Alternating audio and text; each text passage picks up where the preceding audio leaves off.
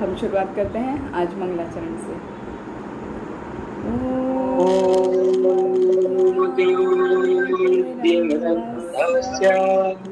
ज्ञानाञ्जनशलाकया चक्षुरुन्मिलितं येन तस्मै श्रीगुरुवे नमः।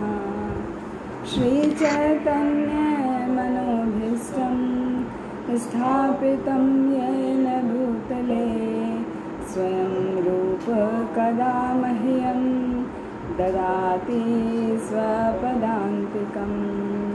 वन्देऽहं श्रीगुरो श्रीयुतपदकमलं श्रीगुरुं वैष्णवांश श्रीरूपं साग्रजातं सहगण रघुनाथान्वितं तं सजीवं साद्वैतं सावधूतं परिजनसहितं कृष्णचैतन्यदेवं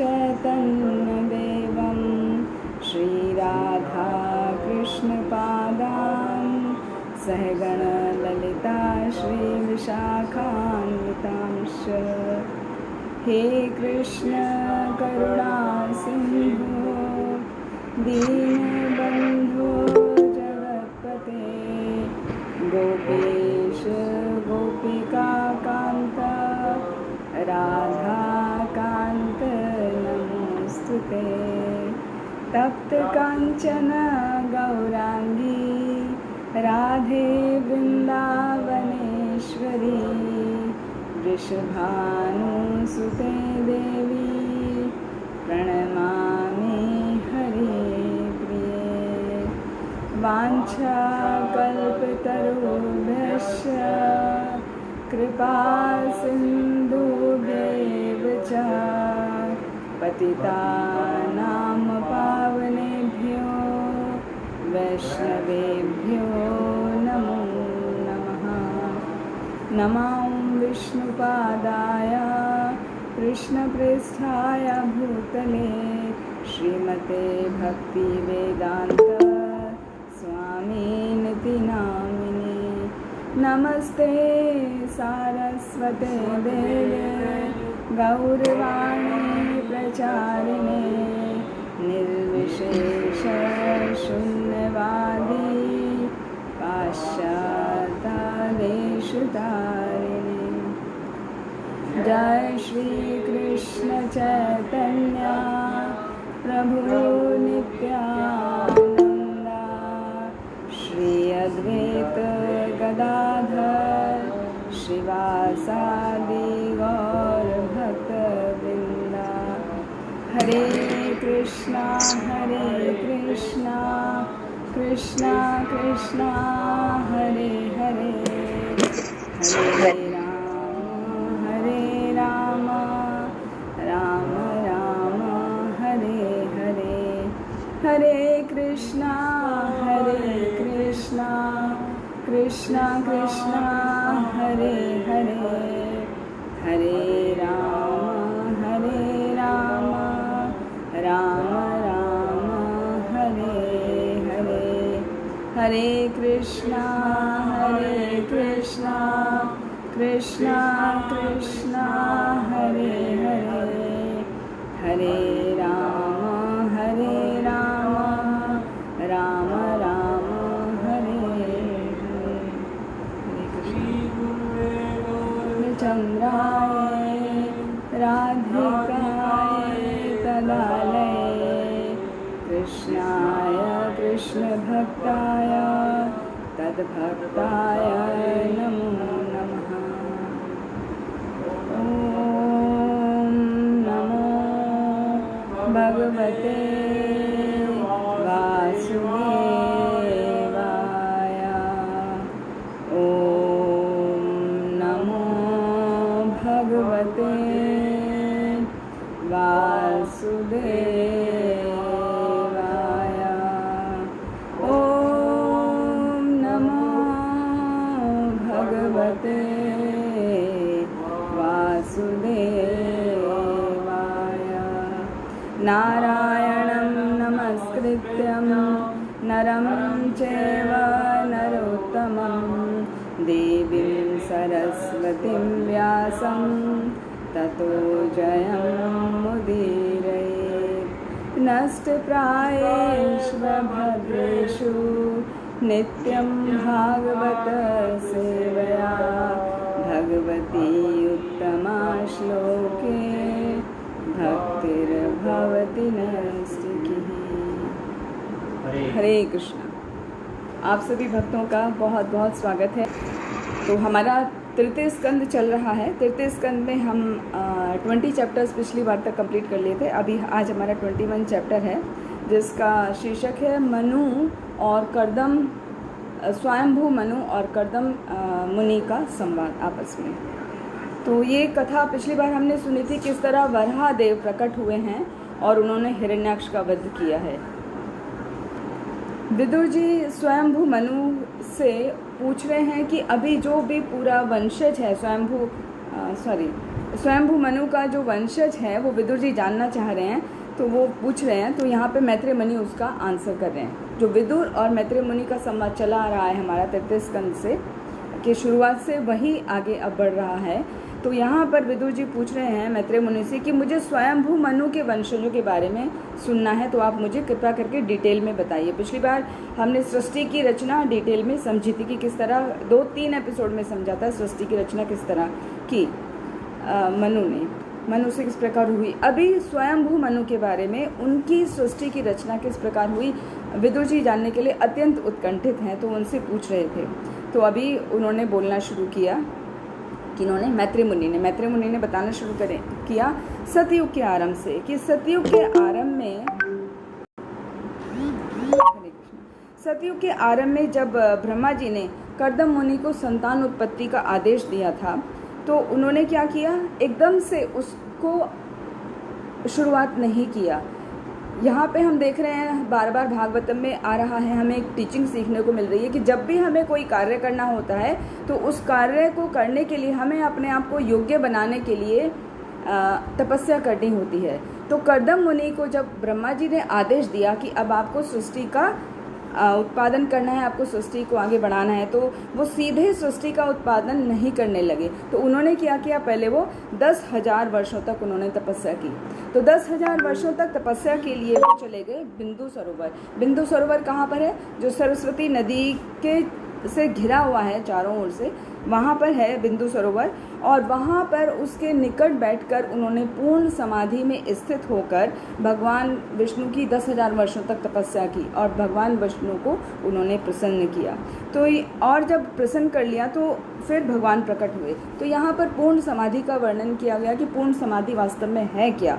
तो पूर्ण समाधि प्राप्त की जाती है अष्टांग योग के माध्यम से, और उसके बाद 8 योग सिद्धियां भी कर्दम मुनि ने प्राप्त की थी। तो इन शॉर्ट बताएंगे कि वो 8 अष्टांग योग क्या हैं। वो हैं यम, नियम, आसन, प्राणायाम, प्रत्याहार, धारणा, ध्यान और समाधि। तो यम क्या है, यम का मतलब है डूज एंड डोंट्स, मतलब हमें क्या करना चाहिए भक्ति में और क्या नहीं करना चाहिए।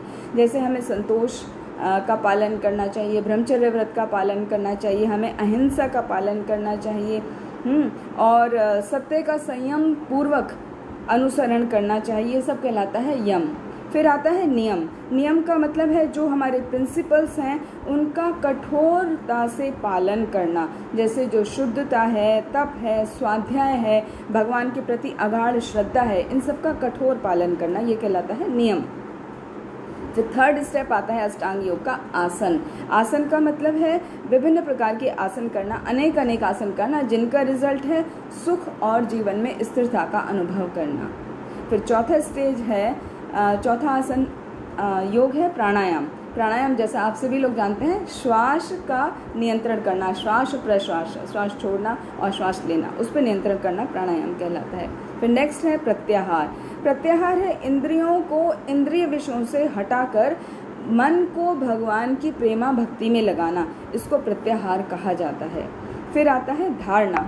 धारणा का मतलब है अपने मन को कंट्रोल करना। कहाँ पर कंट्रोल करना? जो मायावादी होते हैं वो अपने नासिकाग्र के टिप पर हाँ, नासिकाग्र मतलब नासिका का जो अग्रभाग है उस पर अपने ध्यान को केंद्रित करते हैं, वो ध्यान कहलाता है, लेकिन धारणा कहलाता है। लेकिन जो भक्त होते हैं वो भक्त को नासिकाग्र पर ध्यान लगाने की आवश्यकता नहीं होती, धारणा की आवश्यकता नहीं होती। वो क्या करते हैं, वो भगवान के चरण कमलों पर अपना मन को टिकाते हैं। तो भगवान के चरण कमल पर अपने ध्यान को केंद्रित करना धारणा कहलाता है। और फिर ध्यान उसके अगली स्टेज है कि मस्तिष्क को धारणा में एकाग्रचित कर लेना, मतलब जो हम चरण कमलों पे ध्यान लगा रहे हैं उसको पूर्ण रूप से बिना किसी इधर उधर ध्यान दिए हुए भगवान के चरणों में पूर्ण उसको लगाना, ध्यान करना, वो धारणा वो ध्यान कहलाता है। अब ध्यान करते करते, कंटिन्यूस ध्यान करते करते समाधि की स्थिति आ जाती है। समाधि मतलब आत्म साक्षात्कार।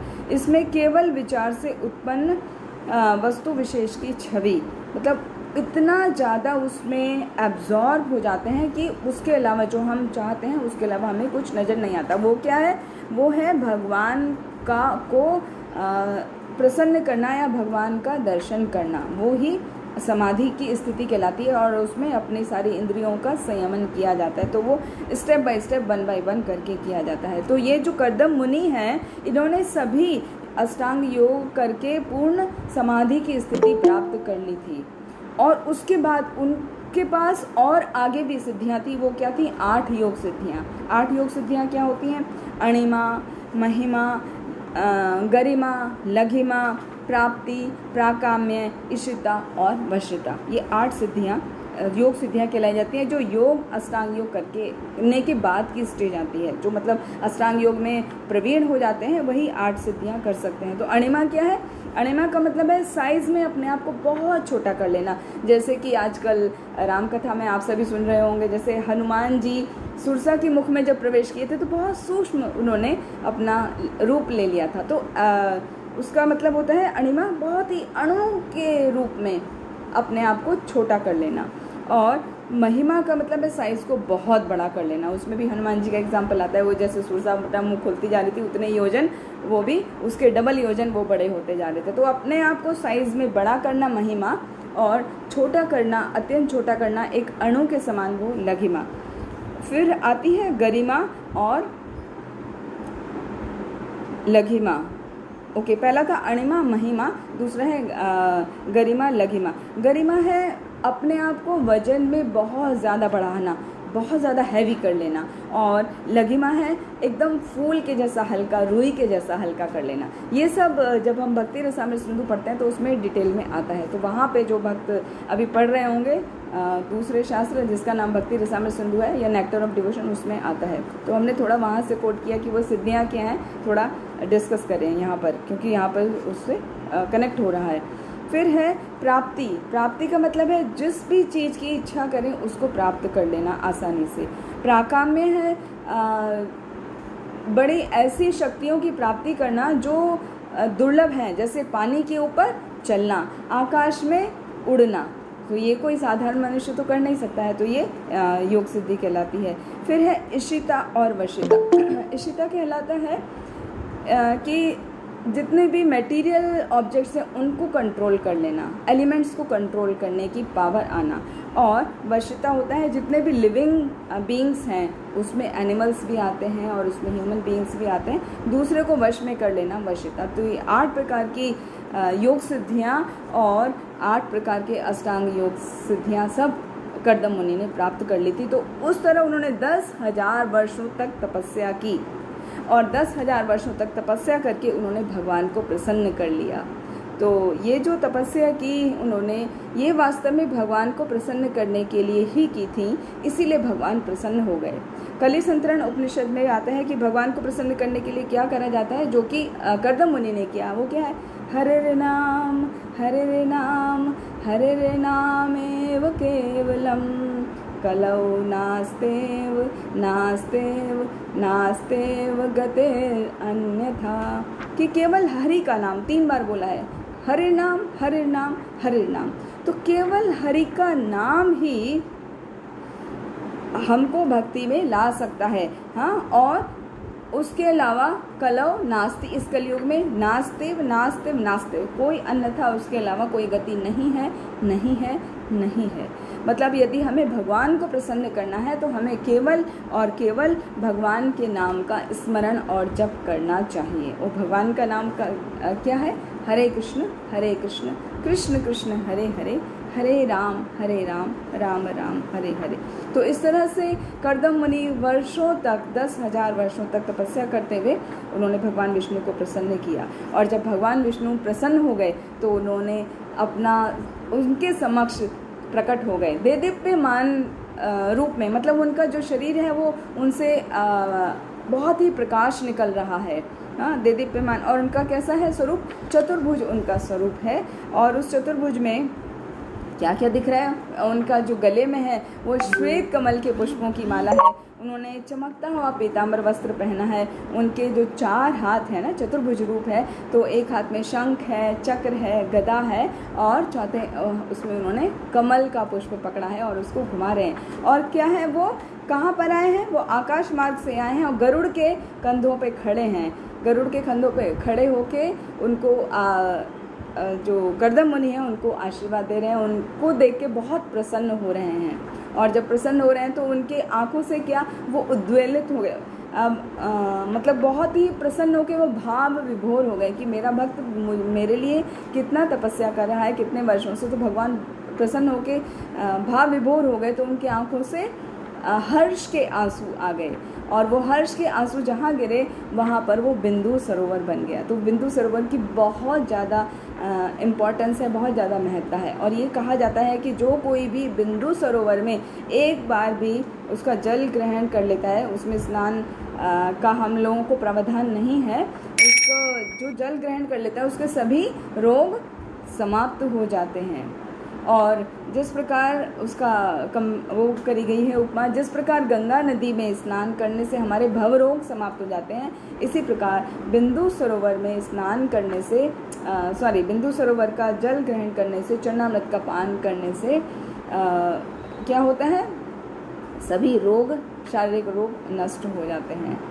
तो यहाँ बहुत सुंदर बिंदु सरोवर का वो बताया गया। तो यहाँ पर बिंदु सरोवर के निकट बैठ के उन्होंने तपस्या की थी। भगवान प्रसन्न हो गए, तब तक बिंदु सरोवर प्रकट नहीं है। फिर भगवान जब प्रसन्न हुए हैं उनका तपस्या देखकर, तब वहाँ पे बिंदु सरोवर प्रकट हुआ और भगवान ने उनको दर्शन दिए। और साथ में क्या है? भगवान के स्वरूप का बहुत सुंदर वर्णन है। भगवान का जो शरीर है वो कैसा है? मेघ वर्ण है। और उनके मुख पे घुंघराली लटें, वो जो बाल हैं उनके बहुत सुंदर चिकने घुंघराली लटें लटकी हुई हैं। और वो अपने गरुड़ के कंधों पे विराजमान है और मुनि को देख के मंद मंद मुस्कुरा रहे हैं। जब ऐसा देखा कर्दम मुनि ने, कर्दम मुनि की तपस्या पूरी हो गई, वो तो भगवान का दर्शन कर लिए, भगवान का दर्शन के लिए ही वो तपस्या कर रहे। तो उन्होंने क्या किया? दंडवत प्रणाम किया, साक्षांड प्रणाम किया उनको देखते के साथ ही भगवान को, और उनको करबद्ध करके भगवान से स्तुति करने लगे। क्या स्तुति कर रहे हैं कर्दम मुनि? कि हे परम पूजनीय भगवान, आज मेरी दृष्टि जो है वो सार्थक हो गई है। कैसे सार्थक हो गई है? क्योंकि मैं अपने सम्मुख आपके शाश्वत दिव्य स्वरूप को देख रहा हूँ। आपके चरण कमल एकमात्र वो नौका हैं जिसका आश्रय लेकर मनुष्य अज्ञानता रूपी भव सागर को पार कर सकता है। ये जो श्लोक है यहाँ पे बहुत ही सुंदर श्लोक है।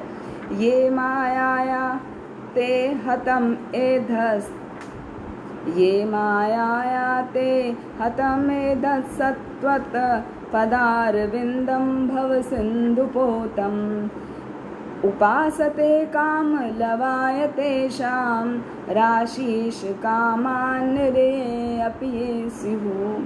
तो पदारविंदम भव सिंधुपोतम, कि भगवान आपके जो चरण कमल हैं वो कैसे हैं? एकमात्र नौका के समान हैं, जिस नौका का आश्रय लेकर मनुष्य अज्ञानता रूपी भव सागर को पार कर सकता है। और जो मनुष्य, उसकी सेकंड लाइन आती, उपासते काम लवायते शाम, जो मनुष्य केवल मोह माया से ग्रस्त होते हैं वो क्या करते हैं? उन क्षणिक इंद्रिय सुख के लिए आपकी पूजा करते हैं। वास्तव में जिनको इंद्रिय सुख प्राप्त करने की इच्छा है वो आपकी पूजा करते हैं वो क्षणिक सुख के लिए। लेकिन जो आपके भक्त हैं वो आपके चरण कमलों का आश्रय लेते हैं और अज्ञानता रूपी भव सागर को आसानी से प्राप्त कर लेते हैं। तो भगवान को ग्लोरीफाई कर रहे हैं कर्दम मुनि। फिर आगे कह रहे हैं कि हे नाथ, आप सदैव मुझ जैसे मूर्ख लोगों पर कृपालु रहते हैं। देखिए वो कितना हम्बल वे में भगवान से प्रार्थना कर रहे हैं, मूर्ख बता रहे हैं अपने आप को, जबकि उन्होंने 10,000 वर्षों तक तपस्या की है। तो ऐसे ही भाव के साथ में भगवान भक्त के ऐसे भाव से ही प्रसन्न हो जाते हैं जिसमें कि वो पूर्ण रूप से भगवान को समर्पित है, फिर भी अपने आप को इतना तपस्या करने के बाद भी अपने आप को तुच्छ मान रहा है। तो वो कह रहे हैं कि मुझ मूर्ख लोगों पर आप कृपालु होते हैं। हे भगवान, मेरी केवल एक तीव्र इच्छा है कि मैं अपने ही समान शील वाली एक पत्नी को चाहता हूँ जो कामधेनु के समान हो और मेरी समस्त इच्छाओं को पूरी कर दे। जो भक्त होता है, श्रीमद् भागवतम में आता है कि वो कुछ भी हो, उसकी कैसी भी इच्छा हो, वो केवल भगवान की ही प्रार्थना करता है, भगवान विष्णु की ही से ही प्रार्थना करता है, वो बाकी अन्य देवी देवताओं का प्रार्थना नहीं करता। क्यों? क्योंकि उसमें आया बहुत सुंदर, अकाम सर्व कामो वा मोक्ष कामा उदारधि तीव्रेण भक्ति योगेन यजेत पुरुषम परम। कि चाहे कोई कामना हो किसी भी प्रकार की, या कोई भी कामना ना हो, या सभी प्रकार की कामना हो, तो भी हमें भगवान की ही तीव्र भक्ति करनी चाहिए, जिससे भगवान प्रसन्न होते हैं और हम जो इस भव सागर से तर सकते हैं।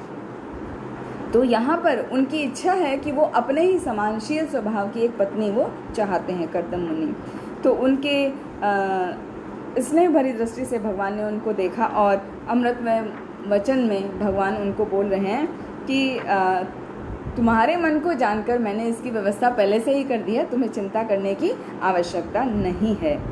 तो श्री भगवान फिर आगे कहते हैं कि हे मुनिवर, जिन भक्तों ने भक्ति भाव से सर्वस्व मुझे न्यौछावर कर दिया है, उनके जीवन में निराशा का तो कोई प्रश्न ही नहीं उठता, क्योंकि उन्होंने सब कुछ मुझे ही सौंप दिया है। एक शरणागति का एक जो सॉन्ग आता है, जो वैष्णव सॉन्ग आता है, वो इस प्रकार है, मारो भी राखो भी जो इच्छा तोहार, नित्य दास प्रति तू अधिकार। कि हे भगवान, आप चाहे मुझे रखो चाहे मुझे मार डालो, ये पूर्ण रूप से आपका अधिकार है। तो जो भक्त होता है वो अपना सब कुछ भगवान को न्यौछावर कर देता है, वो किसी भी परिस्थिति में घबराता नहीं है। जैसे आजकल पेंडेमिक चल रहा है, तो हमको जो भक्त हैं, और तो हमारा सभी, आप सभी लोग भक्त हैं, तो हमारा भाव ऐसा होना चाहिए कि कुछ भी हो जाए कभी घबराना नहीं चाहिए। ये सोचना चाहिए कि जो करते हैं भगवान अच्छे के लिए करते हैं। हमारा कुछ शुद्धता होगी, हमारी प्रॉब्लम आया है, कोरोना सपोज हो भी गया, तो हमारी इम्यूनिटी बढ़ जाएगी, जिससे हमें फर्दर हमारी को प्रोटेक्शन मिलेगा। तो भक्त का भाव हमेशा भगवान के प्रति न्यौछावर होता है, वो कभी भी उससे अलग भाव में नहीं रहता है। तो वहाँ पे कर्दम मुनि को बता रहे हैं कि आज से 2 दिन के बाद में स्वयंभू मनु अपनी पत्नी शत्रुपा के साथ में और अपनी पुत्री देवहूति के साथ में यहाँ पर आएंगे, और तुमको वो अपनी पुत्री वो प्रदान करेंगे विवाह के रूप में, क्योंकि वो जो देवहूति है वो तुम्हारे ही अनुकूल सभी सद्गुणों से युक्त है। और स्वयंभू मनु कोई साधारण मनुष्य नहीं है, वो इस ब्रह्मांड के प्रथम सम्राट हैं, और वो 7 द्वीपों और समुद्रों पर राज्य करते हैं, जो मतलब पृथ्वी है, पूरी पृथ्वी पर उन्हीं का राज्य है। और वो विवाह में अपनी पुत्री का हाथ तुम्हें दे देंगे। और हे ब्राह्मण, ये कन्या बिल्कुल उसी प्रकार की है जिसकी इच्छा तुमने अपने हृदय में की थी, और वो क्या करेगी, अपने प्राणों से तुम्हारी सेवा करेगी, और तुम्हारी 9 पुत्रियों को जन्म देगी, और बाद में 1 पुत्र को जन्म देगी। और इस तरह से जो 9 पुत्रियों को जन्म देंगी वो 9 पुत्रियों का विवाह महान ऋषि गणों से होगा, जो ऋषि गण फिर आगे प्रजा का विस्तार करेंगे। तो ऐसा भगवान ने उनको आशीर्वाद दिया। और साथ में बताया कि जो आपकी पत्नी होगी देवहूति, वो सदैव मेरी ही चेतना में स्थिर रहेगी, और अभी तुम भी मेरी चेतना में स्थित होकर समस्त प्राणियों पर करुणा दिखाकर तुम जो है पूर्ण साक्षात्कार करते हुए अंत में मुझे प्राप्त करोगे। तो यहाँ पर और क्या स्थिति आएगी, जब अंत समय होगा तुम्हारा, तुम उसमें मुझ में स्वयं को देखोगे और स्वयं को और अन्य सभी प्राणियों को मुझ में देखोगे। तो यहाँ बहुत सुंदर श्लोक है, कृत्वा दयां च जीवेषु दत्वा च अभयम आत्मवान मयि आत्मानं सह जगत द्रक्ष्यसि आत्मनि च अपि माम। कि मुझ में तुम अपने आप को देखोगे और ये जो समस्त जीव हैं वो सभी को तुम मुझ में देखोगे। तो इस तरह से तुम्हारा जो है पूर्ण आत्म साक्षात्कार की स्थिति हो जाएगी। और हे ऋषिवर, तुम इन 9 पुत्रियों के बाद में क्या होगा, तुम्हारे पत्नी के गर्भ से मैं अपने अंश के रूप में प्रकट होऊंगा, आपका पुत्र बनकर मैं स्वयं आऊँगा और उसका नाम होगा कपिल। तो कपिल मुनि जो हैं वो कर्दम मुनि के पुत्र होंगे, जो भगवान का अंश अवतार हैं। अब उसका हम अगले अध्याय में अध्ययन करेंगे, उसको हम समझेंगे। तो ये सब भगवान उनको ब्लेसिंग्स देके, आशीर्वाद देके भगवान क्या हैं, अभी वो चल दिए। तो किस पे आए थे भगवान? गरुड़ पर आए थे, गरुड़ पे खड़े हुए थे और उनको आशीर्वाद दिए थे बहुत ही सुंदर मुस्कान के साथ में। तो भगवान अभी जा रहे हैं, तो वो जब गरुड़ उड़ रहे हैं तो उनके पंखों के फड़फड़ाने से बहुत ही सुंदर जो आवाज़ आ रही है वो सामवेद के मंत्रों जैसी आवाज़ आ रही है। तो कर्दम मुनि वो सामवेद के मंत्रों को सुन के बहुत प्रसन्न हो रहे हैं और भगवान को बारंबार प्रणाम कर रहे हैं। फिर वो अभी कुछ समय के लिए वो प्रतीक्षा करने लगे कि अभी ये जो भगवान ने बोला है ये सत्य होगा, तो वो किस प्रकार होगा। तो अभी कर्दम मुनि उसकी प्रतीक्षा कर रहे हैं। तो इस दौरान अभी क्या हुआ, ये सब चल रहा था, यहाँ पर भगवान और कर्दम मुनि का वार्तालाप चल रहा है, भगवान ने उनको आशीर्वाद दिया। तो उस तरफ से स्वयंभू मनु अपनी पुत्री और पत्नी शत्रुपा के साथ में रथ पे आरूढ़ होकर अपने दामाद को ढूंढने के लिए निकले हैं कि एक सुयोग्य उनको दामाद चाहिए। तो सुयोग्य जो दामाद चाहिए उसमें वो ढूंढने के लिए निकले हैं। तो वो रथ पे आरूढ़ होकर पूरा वनों में जा रहे हैं और भ्रमण कर रहे हैं। और वो पहुँचे ठीक कर्दम मुनि के आश्रम में उस दिन जब उनकी तपस्या पूरी हो गई है और भगवान उनको आशीर्वाद देके अभी अभी गए हैं, तो उससे पहले नहीं, जबकि उनका चलना पहले से शुरू हो गया था। तो देखिए कितना सही, एकदम सही टाइम होता है भगवान का, जो अरेंजमेंट होता है एकदम फिक्स होता है कि कब किस तरह से होना है। तो वहाँ उनकी जैसे तपस्या पूरी हो गई है, भगवान से उन्हें आशीर्वाद मिल गया है, तब उसके बाद में वो कर्दम मुनि के आश्रम में आए। कौन? स्वयंभू मनु अपनी पत्नी शत्रुपा और पुत्री देवहूति के साथ में। और वहाँ पे जैसे ही वो आए तो उन्होंने उस जगह पे प्रवेश किया जहाँ पर बिंदु सरोवर है। और बिंदु सरोवर क्या है वो अभी बताया था हमने, वो भगवान कर्दम मुनि की तपस्या को देखकर प्रसन्न हो गए थे और उनके नेत्रों से प्रसन्नता के जो अश्रु निकले थे, उन अश्रु से वो बिंदु सरोवर बना था।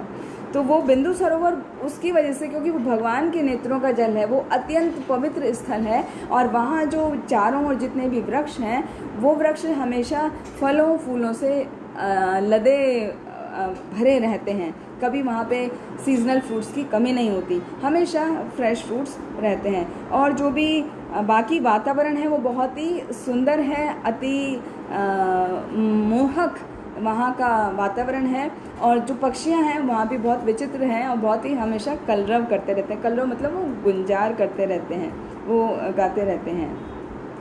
फिर उस सुंदर परिवेश में प्रवेश करने के बाद जो स्वयंभू मनु हैं उन्होंने कर्दम मुनि को देखा।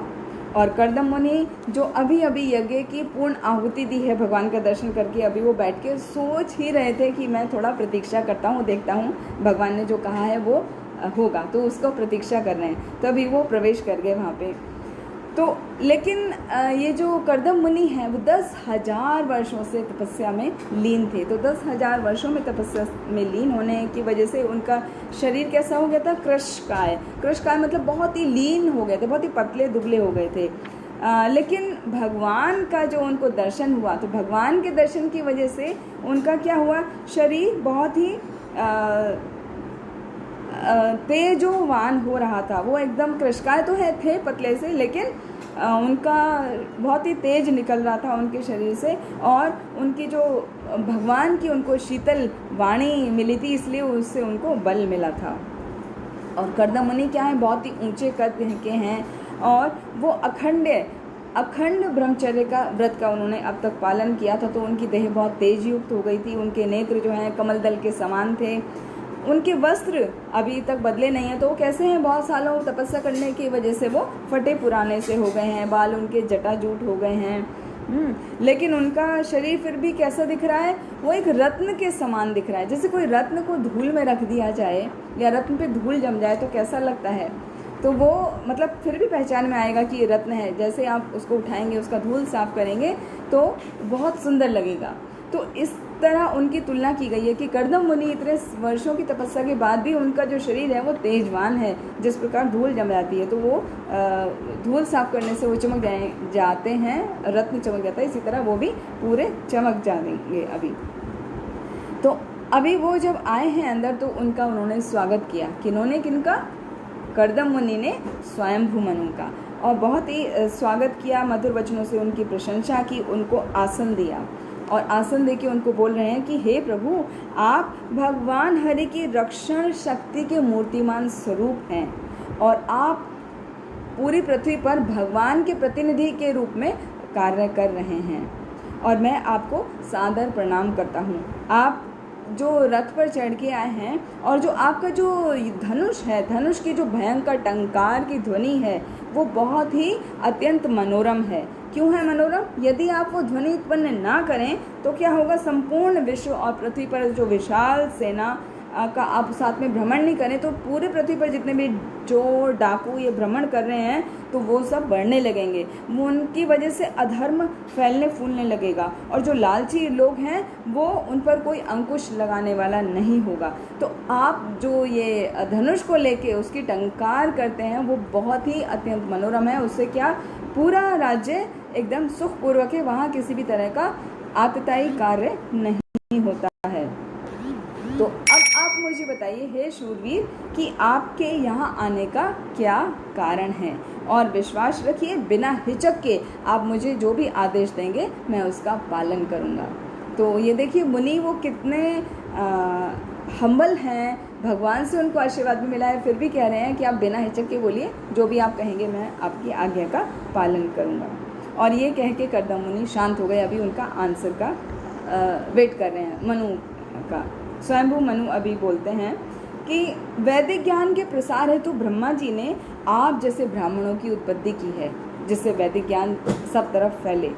तो जो तप है, ज्ञान है और योग शक्तियों से पूर्ण है, आप जैसे ब्राह्मणों की उत्पत्ति की है जो कि इंद्रिय भोग की किसी प्रकार भी इच्छा नहीं करते, और आप जैसे ब्राह्मणों की रक्षा करने के लिए हमारे क्षत्रियों की उन्होंने उत्पत्ति की है। तो आज आपके सिद्धांतों की स्पष्ट व्याख्या से राजकीय कर्तव्यों से संबंधित मेरे जो समस्त संशय हैं वो सब नष्ट हो गए हैं और आपका दर्शन पाकर मैं क्या हूँ, कृतार्थ हो गया हूँ। कौन बोल रही है?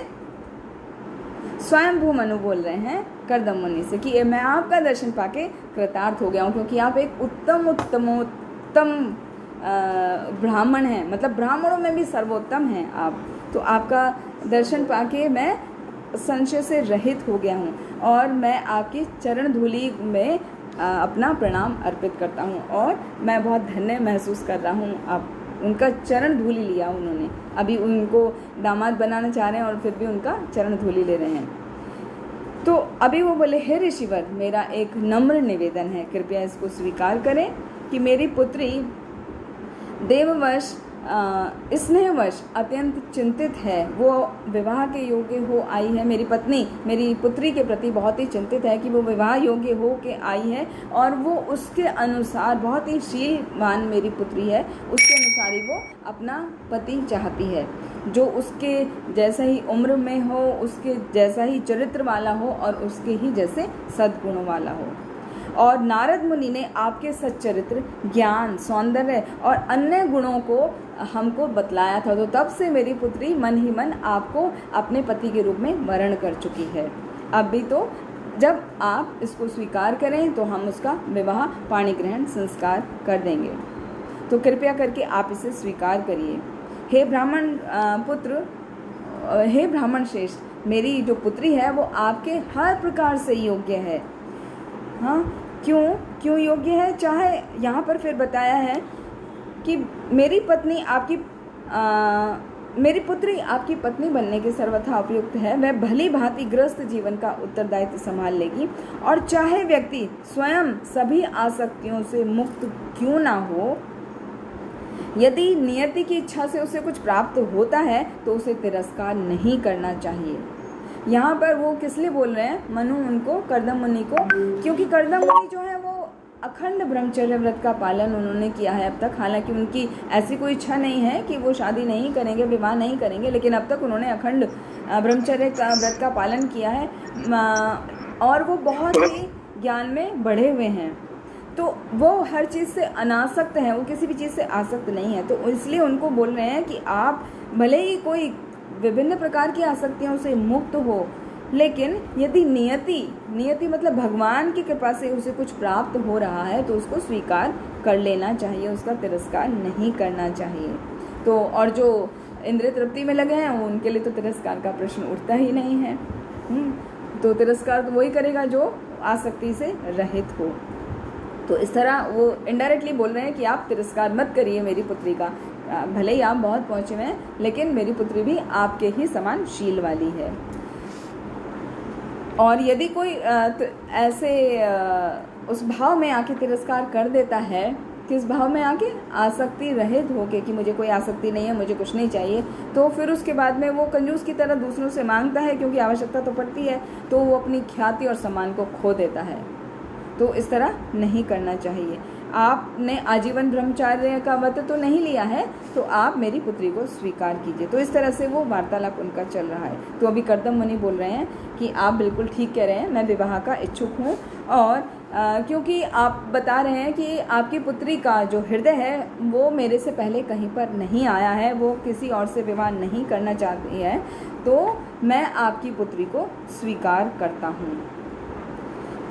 और मैं देख रहा हूँ कि उसकी जो शोभा है वो आभूषणों को भी फीका कर रही है। तो आपकी इतनी सुंदर पुत्री से कौन ऐसा होगा जो विवाह नहीं करना चाहेगा? सभी कोई विवाह करना चाहेंगे। तो आप स्वयं उसको प्रदान कर रहे हैं तो मैं अवश्य करूँगा। और मैंने सुना है कि विश्ववासु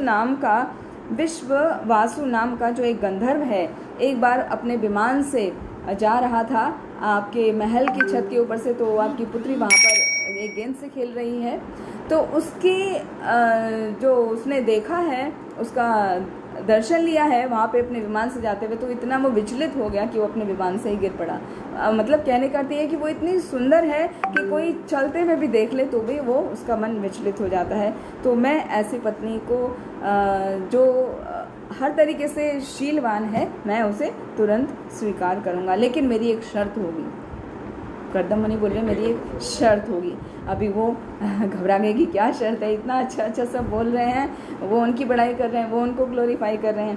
तो ठीक है, बताइए आपकी क्या शर्त है? तो बता रहे हैं कि जैसे ही ये किसी संतान को जन्म देगी तो मैं भगवान की भक्ति के लिए अपना जीवन संपूर्ण रूप से समर्पित करने के लिए संन्यास आश्रम ग्रहण कर लूँगा, फिर मैं वहाँ नहीं रुकूँगा। तो जब तक आपकी पुत्री को संतान की प्राप्ति होती है तब तक ही मैं उसके साथ रहूँगा। और ऐसा कह के कर्दम मुनि शांत हो गए और उन्होंने अपना ध्यान कहाँ स्थित कर लिया? भगवान के चरण कमलों में। भगवान के चरण कमलों में वो उनका ध्यान लगा लिया। अभी ये देख रही है उनकी पुत्री तो साथ में आई है ना, कर्दम मुनि को देखने के लिए जो स्वयंभू मनु हैं उनकी पुत्री देवहूति वो साथ में आई हैं। तो देवहूति जब ये संवाद देख रही हैं अपने पिता का और कर्दम मुनि का, तो वो क्या हो गया, वो देख के कि ये इतने बहुत ही श्रेष्ठ ऋषिवर हैं, बहुत ही श्रेष्ठ पुरुष हैं, तो वो उनका मन उन पर मुग्ध हो गया। और वो अपना जो मतलब जब प्रसन्न होते हैं तो वो कैसे अपना मुख नीचे करके मुस्कुराने लगी। तो उन्होंने फिर अपनी पुत्री से पूछा और अपनी पत्नी से पूछा, उनकी इच्छा को देख के उन्होंने वो वहाँ पर उनका विवाह कर्दम मुनि से कर दिया। और अभी विवाह हो गया। विवाह में क्या किया उन्होंने? बहुत सारे मूल्यवान उपहार भेंट स्वरूप कर्दम मुनि को दिए हैं। अनेक प्रकार के वस्त्र दिए हैं, गहने दिए हैं, घरेलू वस्तुएं दी हैं जिनका प्रयोग आगे गृहस्थ जीवन में करने वाले हैं, वो सभी उनको प्रदान किया। और इस तरह अपनी पुत्री का विवाह करके कर्दम मुनि के साथ, जो कि एक सुयोग्य वर हैं, उनके साथ करके वो अपने उत्तरदायित्व से मुक्त हो गए। लेकिन अभी विवाह के बाद क्या होता है? विदाई होती है। विदाई होने में अभी उनको, वो पिता हैं तो पिता को क्या होने लगा? वियोग का अनुभव होने लगा और वो उनका मन व्यथित हो गया। हाँ, उनको जैसे हम देखते हैं कि जब कहीं शादी होती है तो जब लड़की के पिता, अब लड़की की विदाई होती है तो लड़की के पिता और माता दोनों ही रोने लगते हैं और उनका पूरा सब परिवार वाले ही रोते हैं। तो यहाँ पर भी वही हो रहा है कि उनके पिता, जो कि इतने कंट्रोल्ड हैं, उनको सब कुछ पता है, उसके बाद भी वो अपनी भावनाओं पर नियंत्रण नहीं कर पाए। उनका मन व्यथित हो उठा और उनकी आंखों में आंसू उमड़ आए। उन्होंने अपनी पुत्री को गले से लगा लिया और फिर कर्दम मुनि से अनुमति लेके कि अब आप मेरी पुत्री को संभालिए, और वो अपने रथ पे आरूढ़ होकर अपनी राजधानी बर्हिष्मती आ गए। उनकी राजधानी का नाम है बर्हिष्मती। तो जब महाराज मनु, स्वयंभू मनु अपने ब्रह्मावर्त में पहुँचे तो वहाँ के जितने प्रजा है उन्होंने उनका स्वागत किया और बहुत ही उनका हर तरीके से भव्य स्वागत किया, आरती करी वगैरह वगैरह। और यहाँ पर ये ब्रह्मवर्त उसका पहले नाम था और साथ में उसको, जो उनकी नगरी है, बर्हिष्मती के नाम से भी जाना जाता है। क्यों? क्योंकि भगवान वराह जब प्रकट हुए थे, इससे पहले एपिसोड में हमने देखा था, तो भगवान वराह जब प्रकट हुए थे तो एक बार उन्होंने जब समुद्र से निकले थे तो अपने शरीर को झटका था, तो शरीर को झटकने से उनका एक बाल वहाँ पे गिर गया था। तो वो बाल गिरने से वहाँ पे कुशा और काशा, दो तरीके की घास उसमें परिवर्तित हो गए थे। यस, किसी को कुछ बोलना है क्या? ओके, बीच में नहीं लेंगे क्वेश्चन, बाद में लेंगे। तो जो कुशा और काशा घास में परिवर्तित हो गए। फिर यहाँ पे बर्हिष्मती का इसलिए नाम लिया गया क्योंकि आगे बहुत उसका जिक्र आने वाला है, बहुत वर्णन आने वाला है विस्तार में। तो यहाँ पर स्टार्टिंग में बताया, तो जब वहाँ आएगा तब हम फिर आपको पूछेंगे ये बर्हिष्मती नगरी कौन सी है, तो आप ध्यान रखिएगा। तो अपनी प्रजा का अभिनंदन स्वीकार किया उन्होंने और स्वीकार करके अभी वो राजमहल में प्रवेश कर गए। और उनका राजमहल कैसा है? बहुत ही भव्य राजमहल है, जहाँ पे जो 3 ताप हैं उनका भी कोई उससे युक्त, मतलब मुक्त है वो वातावरण, उनका कोई असर नहीं होता। 3 ताप होता है ना, आदि दैविक, आदि भौतिक और आदि आध्यात्मिक। आदि दैविक होता है जहाँ पे जो दैविक आपदाएं होती हैं, जैसे भूकंप आना, बाढ़ आना, हाँ, बहुत वर्षा होना या ओलावृष्टि होना, ये इस तरह से दैविक आपदाएं कही जाती हैं, त्रिताप कहे जाते हैं। और दूसरा होता है आदि भौतिक। आदि भौतिक होता है अपने मन से, हमें अपने मन से कष्ट होता है, हम सोचते हैं कि ऐसा होना चाहिए, जबकि ऐसा नहीं हुआ तो हमें कष्ट हुआ, क्योंकि हम उसको स्वीकार नहीं करते हैं कि ऐसा जो हम चाहते हैं उसके अनुसार होना चाहिए। तो वो वास्तव में हमारा अपने ही मन के द्वारा उत्पन्न कष्ट है। तो वो आदि भौतिक हो गया। और तीसरा होता है आध्यात्मिक। तो 3 प्रकार के ये ताप होते हैं जिनसे ये वातावरण, जो महल का वातावरण था, पूर्ण रूप से फ्री था, मतलब वहाँ पर इन चीज़ का कोई असर नहीं होता था। और इस तरह से वो मनु अपनी पत्नी के साथ बहुत वर्षों तक वहाँ पर राज्य करने लगे और भगवान की लीलाओं को वो प्रतिदिन सुबह के समय श्रवण किया करते थे, जिनसे उनका हृदय पूर्ण रूप से पवित्र था। अभी फिर वापस उस एपिसोड में आते हैं जहाँ पर कर्दम मुनि अभी अपनी पत्नी, नव विवाहित पत्नी के साथ हैं। तो यद्यपि ब्रह्मा बाह्य रूप से क्या कर रहे हैं, मनु जो है सुख भोग में लिप्त प्रतीत होते हैं। अभी यहाँ पर उसी का कंटिन्यूशन है कि जो मनु हैं वो अपनी पत्नी के साथ सब राज सुख उपभोग कर रहे हैं, वो भगवान के प्रति पूर्ण रूप से समर्पित हैं। लेकिन वो बाहर से देखने से लगता था कि ये तो बहुत ही भोगी टाइप के राजा हैं, जबकि वो वास्तव में पूरा कृष्ण भावना भावित थे। और इस तरीके से उन्होंने 71 चतुर्युग तक जीवन व्यतीत किया। चतुर्युग 71 मतलब 71, और चतुर्युग का एक युग का टाइम पीरियड होता है 4,32,000 साल, 4,32,000 ईयर्स। तो उसको 71 टाइम्स मल्टीप्लाई करके उतना उनका लाइफ था। तो तब तक उन्होंने भगवान का लीला, कीर्तन, श्रवण, स्मरण, वो सब में अपने आप को लगाए रखा और अंत में भगवान के धाम को लौट गए। अभी इधर आते हैं इस एपिसोड में देवहूति और कर्दम मुनि के साथ में। जब उनके माता पिता चले गए, उनका विवाह हो गया, तो अभी देवहूति प्रेम पूर्वक अपने पति की सेवा करने लगी। और क्या कर रही हैं, वो इतने आदर पूर्वक और घनिष्ठता पूर्वक उनके साथ में रह रही हैं, उनके साथ में व्यवहार करती हैं। यहाँ पे 2 शब्द आए थे, विश्रम्भेणा, और उनका अर्थ है, एक का अर्थ है कि बहुत ही घनिष्ठता पूर्वक और दूसरे का अर्थ है बहुत ही आदर पूर्वक। मतलब कि अपने पति, यहाँ पर हमें टीचिंग मिलती है कि हमें पति के साथ में किस तरह का व्यवहार करना चाहिए, बहुत ही घनिष्ठता का और बहुत ही आदर पूर्वक व्यवहार करना चाहिए, जिससे उनका भी मान सम्मान पूरा हो और आपकी भी अच्छे से प्रगति हो सके, वैवाहिक जीवन में भी और आध्यात्मिक जीवन में भी। तो यहाँ पर हम धीरे धीरे देखेंगे, बहुत सारी टीचिंग्स है, तो हम ध्यान देते चलेंगे हर बात पर। फिर इंद्रियों का नियंत्रण और मधुर वचन उनका सहज स्वभाव था। किनका? देवहूति का। मतलब उनको पूरी तरह से इंद्रियों पे अपने नियंत्रण था और वो हमेशा मीठे वचन बोलती थी, वो कर्कश या कटु वचन नहीं बोलती थी।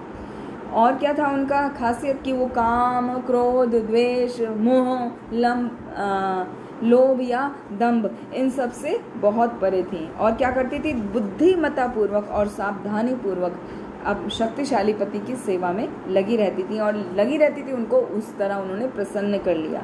तो क्या हुआ, ये बहुत सालों तक उन्होंने कठोर तपस्या का पालन करते हुए कर्दम मुनि की सेवा की। बहुत साल तक उन्होंने जब कर्दम मुनि की सेवा की, और कर्दम मुनि क्या करते थे, क्योंकि वो तो मुनि हैं, तो भगवान को प्रसन्न करने में ही लगे रहते थे। उन्होंने भी उस तरफ, अपनी पत्नी की तरफ ध्यान ही नहीं दिया कि मेरी नवविवाहिता पत्नी भी है, और पत्नी भी इतनी उत्तम है, शील स्वभाव की हैं, तो उन्होंने भी ये नहीं कहा, अपनी डिमांड्स नहीं रखी कि मुझे ये ला के दो, मुझे ये चाहिए, मुझे वो चाहिए, हाँ ये मेरी डिमांड पूरी करो। इस तरह का उन्होंने कुछ नहीं किया। वो जैसा उनके पति के तपस्या में जो भी हेल्प उन्हें चाहिए था वो पूरा करती थी। उनको जो पूजा का प्लेट है उसको बना के देती, भगवान के लिए जो भी सामग्री उनको यज्ञ के लिए चाहिए थी वो कलेक्ट करके ला के देती थी। तो इस तरह से हर तरीके से वो पति को सेवा करने में लगी रहती थी दिन रात। तो ऐसा करने से उन्होंने ठीक से अपने खाने की पीने का भी ध्यान नहीं रखा। तो क्या हो गई, वो बहुत ही दुबली हो गई और क्षीण काया हो गई, एकदम पतली हो गई। तो वो ऐसा क्यों? क्योंकि देवहूति जानती थी कि मेरे पति कोई साधारण व्यक्ति नहीं है, वो बहुत ही महान हैं और वो उनसे विशेष आशीर्वाद की कामना कर रही थी। पुत्र प्राप्ति, पुत्री प्राप्ति तो वो साधारण है, वो तो किसी को भी प्राप्त हो जाता है। तो उसको पता है कि उसके पति विशेष हैं, तो इसमें उसने ध्यान नहीं दिया, तो उसे विशेष आशीर्वाद ही चाहिए था पति से। तो इसलिए उनकी वो पूर्ण रूप से बिना किसी डिमांड के सेवा करती रही। मगर कुछ समय के बाद जब उनका ध्यान गया, एक दिन कर्दम मुनि का ध्यान गया देवहूति की तरफ, तो उनको देख के देवहूति के प्रति करुणा से उनका हृदय भर गया। वो कहने लगे कि तुमने इतने वर्षों तक मेरी तपस्या करते रहे, तुमने मुझे कभी कुछ बोला नहीं, कुछ डिमांड नहीं किया, तो इसलिए तुमने एक बहुत ही प्रेम पूर्वक और आदर पूर्वक मेरी सेवा की है, तो मैं तुमसे बहुत ही प्रसन्न हूँ। हाँ, तो हे स्वयंभुवी, उनको स्वयंभू की पत्नी पुत्री है तो स्वयंभुवी, तो हे स्वयंभुवी, मैं तुम्हारी भक्ति और सेवा से अति प्रसन्न हूँ। प्रत्येक व्यक्ति को जो है अपना शरीर बहुत प्रिय होता है, लेकिन तुमने अपने शरीर की कोई परवाह नहीं की। अपना ध्यान, तपस्या, भक्ति के कारण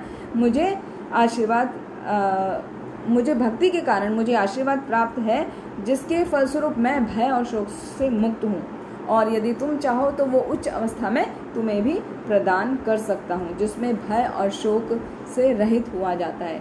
तो भय और शोक से कब रहित हुआ जाता है? जब हम भगवान के नामों का स्मरण करते हैं, जप करते हैं और उन्हीं को प्रसन्न करने के कार्य में लगे रहते हैं, तो हम भय, शोक आदि से मुक्त हो जाते हैं पूर्ण रूप से। तो कर्दम मुनि बता रहे हैं, मैं तो पूर्ण रूप से मुक्त हूँ, तुम चाहो तो मैं तुम्हें भी कर सकता हूँ, उच्च अवस्था को, अनुभव को मैं तुम्हें प्राप्त करा सकता हूँ। तो उसका जब तुम अनुभव करोगी एक बार, तो उसके बाद इस संसार के सब सुख और उपलब्धियां तुम्हें जो है वो तुच्छ दिखने लगेंगी। तो पति के ऐसे वचनों को सुनकर देवहूति बहुत संतुष्ट हो गई और उनका चेहरा क्या हो गया, एकदम खिल गया, दमक गया कि अब तो पति प्रसन्न है, अभी हाँ मैं अपने मन की हृदय की बात उनको कह सकती हूँ। तो वो बड़े नम्र भाव से और बहुत ही प्रेम से कहने लगी कि हे पतिदेव, मैं जानती हूँ कि आप समस्त योग सिद्धियों के स्वामी हैं। हाँ, शुरू में बताया था ना 8 योग सिद्धियाँ हैं और उससे पहले अष्टांग योग हैं। तो देवहूति को मालूम है कि आप सभी योग सिद्धियों के स्वामी हैं और आपने जीवन की पूर्णता प्राप्त कर ली है। तो आप स्मरण कीजिए कि आपने मुझे वचन दिया था, शुरू में वचन दिया था ना कि जैसे ही आपको संतान की उत्पत्ति होगी तो मैं चला जाऊंगा। तो वो चला जाऊंगा वाली बात उन्होंने अभी ध्यान नहीं कर रहे हैं, वो बोल रहे हैं संतान की उत्पत्ति होगी। तो संतान की उत्पत्ति होगी तो आपने मुझे ऐसा वचन दिया था, तो आप मुझे अपने वचन को पूरा करिए और मैं आपसे संतान की उत्पत्ति चाहती हूँ, तो मैं उसके लिए उत्सुक हूँ। तो कृपया करके ऐसी व्यवस्था करिए और जो मेरा शरीर दुर्बल हो गया है उसको पुनः मुझे स्वास्थ्य प्रदान कीजिए और साथ ही एक सुंदर घर का निर्माण करिए, क्योंकि वो तो आश्रम में रह रहे हैं, कुटिया में रह रहे हैं कर्दम मुनि, तो आप उसका सुंदर निर्माण करिए।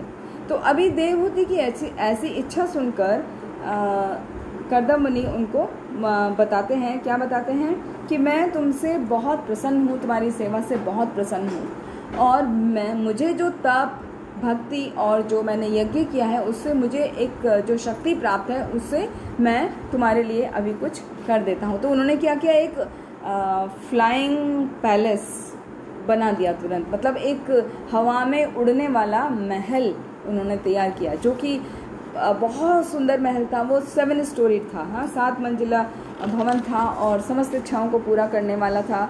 उसमें हर प्रकार की साज सामग्री थी। उसका जो फर्श था, वो फर्श कैसा है, वो ग्रीन कलर का फर्श है और पन्नों से लगा हुआ है और मणियाँ लगी हुई हैं और जो उसके जो स्तंभ हैं उसमें तरह तरह के मूल्यवान रत्न लगे हुए हैं और जो चबूतरे हैं वो मूंगों से बने हुए हैं। मूंगों कैसे होते हैं, लाल रंग के होते हैं। तो जो उसके चबूतरे हैं, जो विंडो सिल्स हैं, वो सब रेड कलर की मूंगों से हैं। जो फर्श है पूरा पन्ना यानी एमरल्ड का बना हुआ है और विभिन्न विभिन्न प्रकार के रत्न जड़े हुए हैं स्तंभों में और सभी जगह। और जो वहाँ का गुंबद है, उसका जो महल का गुंबद है वो मरकत मणियों से युक्त है और उसमें सोने की कारीगरी करी गई है। तो ऐसा सुंदर महल उन्होंने अपनी योग शक्ति से बना दिया, किन्होंने, कर्दम मुनि ने। और उसमें बहुत ही सुंदर बगीचे हैं, तरह तरह के उसमें कक्ष हैं और हर चीज़ की उत्कृष्ट व्यवस्था की गई है, मतलब बहुत ही उत्तम व्यवस्था की गई है। और जो उसके गुंबद के ऊपर बहुत सुंदर सुंदर हंस और कबूतर का निर्माण किया गया है, जो कि आर्टिफिशियल हैं। और वो देखने में ऐसे लगते हैं जब वहाँ पे निकट में आके उनके जो ओरिजिनल कबूतर हैं वो आके बैठते, तो उन्हें लगता है ये वास्तव में कबूतर है, दूसरा कबूतर है। और जब वो उनको मतलब ऐसा उनके पास आते हैं तो उन्हें लगता है कि ये तो आर्टिफिशियल है। तो मतलब इतना सुंदर रूप है बनाया उन्होंने भवन का कर्दम मुनि ने अपनी योग शक्ति के द्वारा। उसको देख के वो खुद भी हक्के बक्के रह गए और देवहूति भी प्रसन्न हुई, लेकिन उसको कोई बहुत ज़्यादा प्रसन्नता नहीं हुई, क्योंकि उसको लग रहा है अरे मैं तो खुद तो अभी तक क्षीण काया हूँ, इतना सुंदर महल देख के उसको बहुत ज़्यादा आनंद नहीं हो रहा है। तो जो कर्दम मुनि है वो सबके हृदय की बात को जानते हैं, मतलब अपने पत्नी की बात को तो वो तुरंत जान गए और उन्होंने कहा कि हे प्रिया, मैं तुम्हारी भावनाओं को समझ गया हूँ। तुम एक काम करो, ये जो बिंदु सरोवर है वो समस्त कामनाओं को पूरा करने वाला है, तो तुम पहले जाके उसमें स्नान करो। तो स्नान करने उसके बाद में तुम इस विमान पर आरोहण करो, मतलब इस विमान पे जो महल है हमारा फ्लाइंग पैलेस जो है उसमें आप आना अंदर। तो फिर वो गई, कौन, देवहूति वहाँ बिंदु सरोवर में गई और जैसे ही वो स्नान करने के लिए अंदर उन्होंने डुबकी लगाई तो उन्होंने वहाँ पे देखा कि बहुत सारी वहाँ पर अप्सराएं जैसी जो गंधर्व कन्याएं हैं, एकदम युवा अवस्था में, किशोर अवस्था में वहाँ पे उपस्थित हैं और वो सभी उस से उनकी हेल्प के लिए उनको प्रार्थना करने लगी कि हम आपकी किस तरह हम आपकी मदद कर सकते हैं। तो जब उनकी वो सामने हाथ जोड़ के उनसे दासी की तरह प्रार्थना कर रही हैं कि हम आपके लिए क्या करें, कृपया हमें आदेश दीजिए। तो अत्यंत सम्मानपूर्वक वो जो विद्याधर की कन्याएं हैं उन्होंने क्या किया, उनको सुगंधित तेलों से स्नान कराया, फिर उनको नए नूतन वस्त्र पहनाए, फिर उनको आभूषणों से सजाया, उनको सुंदर स्वादिष्ट भोजन दिया खाने को और पीने के लिए मधुर पान दिया, जिसको पीने के बाद नई शक्ति आ जाती है और थकान सब मिट जाती है।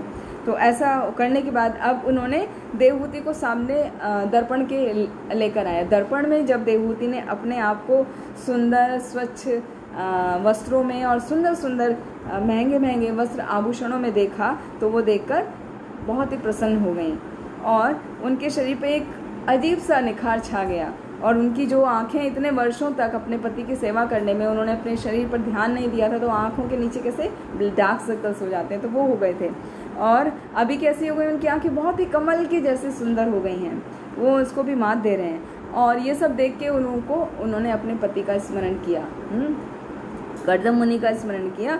तो जैसे ही स्मरण किया वो तत्क्षण तुरंत ही कर्दम मुनि के सामने वो पहुंच गई और अपने सभी दासियों के सहित पहुंच गई।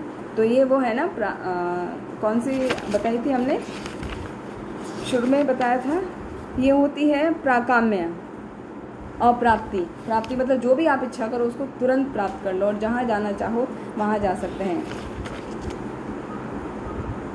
वो है प्राकाम्य। हाँ, आप जहाँ जाना चाहो, आप पानी के ऊपर चल सकते हो, आकाश में उड़ सकते हो, तो इस तरह की उन्हें भी सिद्धियाँ प्राप्त थी। देवहूति भी कम नहीं थी कर्दम मुनि से, तो उनको भी वो योग सिद्धियाँ प्राप्त थी।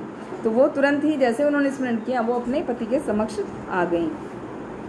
फिर क्या हुआ, उनके जो पति हैं उनको कर्दम मुनि उनको देखकर, अब देवहूति का ऐसा नया रूप देखकर वो बहुत ही आकर्षित हो गए और वो उनको बोले कि चलो अभी हम इस जो फ्लाइंग पैलेस है हमारा, हम इसमें चढ़ते हैं, जो उड़न महल है इसमें चढ़ते हैं और मैं तुम्हें समस्त जगतों का भ्रमण कराऊंगा, दिखाऊंगा, तुम्हें दर्शन कराऊंगा। तो वो मेरू पर्वत की घाटियों में भ्रमण करने लगे जहाँ पे शीतल सौम्य सुगंधित वायु बह रही है, तो उनको बहुत ही अत्यंत आकर्षक लग रहा है। और जितने भी उनके साथ में सहस्त्र विद्याधर कन्याएं हैं वो उनका भी वो उनके साथ में थी, मतलब देवहूति के साथ में रहीं। इस तरह से अनेक वर्षों तक देवहूति और कर्दम मुनि ने उस पैलेस में सभी लोगों का विहार किया मतलब वो घूमते रहे। वो कहाँ सभी स्वर्गीय स्थानों में जैसे नंदनवन, चतुरथ उपवन, मान सरोवर, वहाँ पर गए और तरह तरह संपूर्ण ब्रह्मांड का उन्होंने इस प्रकार विचरण किया और इस प्रकार वो देवताओं से भी आगे निकल गए। मतलब देवताओं को ये शक्ति प्राप्त है कि वो कहीं पर भी जा सकते हैं आसानी से, तो वो भी अपने महल में कहीं भी जा सकते हैं। तो इस तरह से वो योग सिद्धि में देवताओं से भी आगे निकल गए और अनेक तक वो विहार करते रहे, घूमते रहे। जब वो सभी जगहों का आश्चर्य जनक जो भी स्थल थे उनका उन्होंने दर्शन किया, उसको देख के प्रसन्न हो गए, तो कर्दम मुनि फिर बाद में अपने आश्रम में लौट आए और आश्रम में आने के बाद में उन्होंने अपने आप को 9 रूपों में विस्तारित किया और इस प्रकार उन्होंने देवहूति को 9 कन्याएं प्रदान की और 9 कन्याओं के प्रदान होते ही वो तुरंत ही ये जो टाइम पीरियड था विहार का वो एक क्षण के समान बीत गया और जब वो वापस आए तो देवहूति को 9 कन्याओं की प्राप्ति हुई। किनसे? अपने पति कर्दम मुनि से। और सभी पुत्रियां जो हैं वो बहुत ही सुंदर हैं, लाल कमल के पुष्पों जैसी उनसे सुगंध आ रही थी।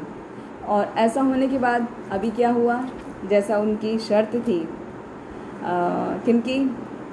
कर्दम मुनि की, कि जैसे ही उसको संतान की प्राप्ति होगी मैं भक्ति के भगवान को पूर्ण समर्पित होने के लिए गृहस्थ आश्रम का त्याग करके संन्यास आश्रम में प्रवेश कर जाऊंगा। तो ऐसा होते के साथ ही, पुत्रियां प्राप्त होते के साथ ही वो चलने की तैयारी करने लगे और देवहूति जो है वो बहुत ही परेशान हो गई। लेकिन उन्हें पता है, क्योंकि वो तो पहले से ही निश्चित था ना, शर्त है, तो वो बाहर से तो मुस्कुरा रही हैं कि पति नाराज़ ना हो जाएं, हाँ, पतिदेव नाराज़ ना हो जाएं, लेकिन अंदर उनका हृदय अत्यंत ही विदीर्ण हो रहा है, उन्हें बहुत कष्ट हो रहा है।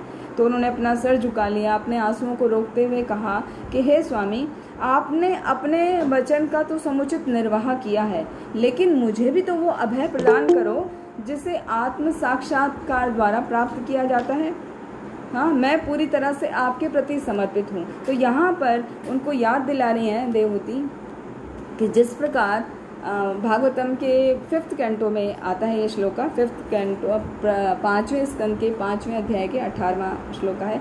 गुरु न सस्यात् स्वजनो न सस्यात् पिता न सा स्यात् जननी न सा स्यात् देवं न तत्स्यात् न पतिश्च सस्यान् न मोचयेद्य समुपेत्य मृत्युम।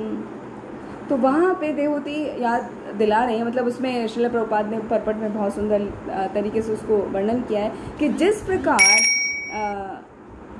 किसी को यदि अपने आश्रित जो कोई व्यक्ति है उसको यदि वो भक्ति प्रदान नहीं कर सके या मृत्यु के भय से उसको नहीं बचा सके, तो उसको गुरु नहीं बनना चाहिए, उसको गुरु बनने का अधिकार नहीं है, उसको स्वजन बनने का अधिकार नहीं है, उसको पिता नहीं बनना चाहिए, उसको माता नहीं बनना चाहिए, उसको कोई भी देवता नहीं बनना चाहिए, और ना ही उसे पति का स्थान ग्रहण करना चाहिए, मतलब विवाह भी नहीं करना चाहिए, पति नहीं बनना चाहिए।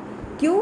जब तक कि वो अपने ऊपर जो आश्रित हैं उनको मृत्यु के भय से बचा ना सके। तो यहाँ पर देवहूति बोल रही हैं कि आप तो जाने की बात कर रहे हैं अपने वचन के अनुसार, लेकिन मुझे तो अभय प्रदान कर दीजिए, मैं तो अभी आत्म साक्षात्कार मुझे भी तो प्राप्त करना है, तो मैं आप पर पूरी तरह से समर्पित हूँ, तो कृपया करके मुझे भी आत्म साक्षात्कार के बारे में सिखाइए। ये जो 9 पुत्रियाँ हैं ये विवाह के बाद अपने अपने घर को चली जाएंगी, इनका विवाह उत्तम ऋषियों के साथ होगा, लेकिन बाद में जो मुझे शोक होगा वो मेरा शोक को कौन दूर करेगा? कौन मुझे परम भगवान के बारे में बताएगा या आत्म साक्षात्कार का मुझे आत्म साक्षात्कार का ज्ञान देगा? तो कम से कम मैंने आपके प्रति तो प्रेम विकसित कर लिया, आपकी सेवा कर लिया, लेकिन मुझे इस आसक्ति से तो मुक्ति मिलना चाहिए। ये जो आसक्ति है वास्तव में भौतिक बंधनों का कारण है, और वो जो कार्य मुक्ति प्रदान करे, यद्यपि मैंने उसकी इच्छा नहीं की थी, फिर भी मुझे अभी मुक्ति की प्रार्थना मैं आपसे कर रही हूँ, तो आप मुझे उसका भी कुछ करिए। तो यहाँ पर भगवत गीता में बहुत सुंदर श्लोक आता है इसके आगे, इससे रिलेटेड, यज्ञार्थात् कर्मणो अन्यत् लोको अयम कर्म बंधनः तदर्थम कर्म कौन्तेया मुक्त संगः समाचरा। इसका अर्थ है यदि भगवान विष्णु, श्री विष्णु के लिए ही यज्ञ स्वरूप हमें कार्य करने चाहिए, अन्यथा जो कोई भी, यदि हम भगवान को प्रसन्न करने के अलावा कोई भी कार्य करते हैं, अपने को प्रसन्न करने के लिए कोई कार्य करते हैं, तो क्या होता है, उस भौतिक जगत के बंधन में हमें बंधना पड़ता है। भौतिक जगत जो है वो बंधन उत्पन्न करता है। तो ये भौतिक जगत से यदि हमें पूरी तरह से मुक्त होना है, उसके लिए सक्षम होना है, तो भगवान की माया शक्ति, तो हमें भगवान को प्रसन्न करना चाहिए। और मैं तो क्या हुआ, भगवान की जो माया शक्ति है उसके द्वारा ठगी गई हूँ, और आपका संग पाकर भी मैंने आध्यात्मिक प्रगति के लिए आपसे कभी जिज्ञासा ही नहीं की और ना ही कभी इच्छा की। तो कृपया करके आप मुझ पर प्रसन्न हो जाइए और मुझे आत्म साक्षात्कार का और आध्यात्मिक प्रगति के बारे में कैसे हो आत्म साक्षात्कार का ज्ञान मुझे प्रदान कीजिए। तो अभी समय हो गया है 9:09। इसके आगे की कथा हम आगे अगले संडे को लेंगे। बहुत ही सुंदर कथा है। इसमें हम देखते हैं कि कितना जगह जगह पर हमें लर्निंग, हमें टीचिंग्स मिलती हैं, हमें सीखने को मिलता है कि हमें अपने वैवाहिक जीवन में किस तरह से एक पत्नी को अपने पति की सेवा करनी चाहिए, पूर्ण रूप से आत्मसमर्पण करके अपने पति की सेवा करनी चाहिए, उसकी इच्छा का ध्यान रखना चाहिए। साथ ही जब डिटेल में इसमें पढ़ते हैं तो उसमें ये भी आता है जो केवल पति ही नहीं, पति के जो भी उनके संबंधित रिश्तेदार हैं उनका भी संपूर्ण रूप से आदर करना चाहिए और यथोचित व्यवहार करना चाहिए। तो यहाँ पर हमें ये बहुत ही सुंदर शिक्षा मिलती है। साथ में ये भी, जैसा हमने अभी देखा 5th कैंटो में ये आता है, यदि हम किसी को जो हम पर आश्रित है उसको हम भक्ति प्रदान नहीं कर सकते, उसको जन्म मृत्यु के चक्र से उबार नहीं सकते, तो हमें कुछ भी बनने का अधिकार नहीं है। हमको गुरु नहीं बनना चाहिए, हमको स्वजन नहीं बनना चाहिए। मतलब किसी का रिश्तेदार, जैसे हम कहते हैं ना कि भाई हमारे स्वजन है, ये तो हमारे रिश्तेदार हैं, हमारे बहुत ही करीब के हैं, तो वो सब बनने का हमको अधिकार नहीं है यदि हम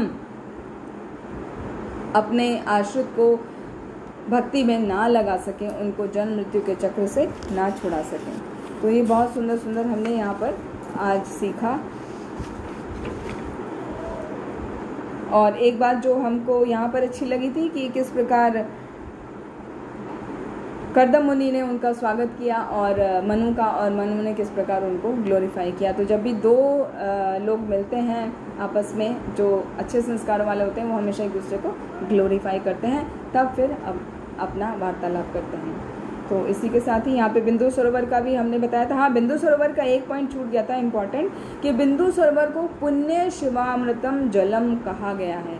पुण्य शिवामृतम जलम, शिव का मतलब होता है मंगलदायक। तो जो वो बिंदु सरोवर का जल है वो अत्यंत मंगलदायक है और अमृत के समान है।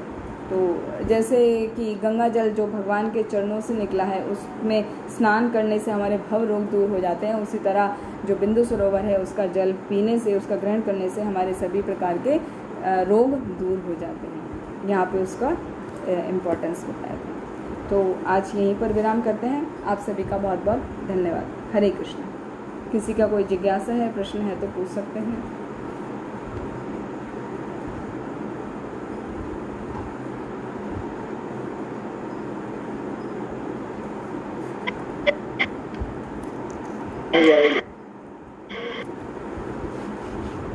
हरे कृष्ण।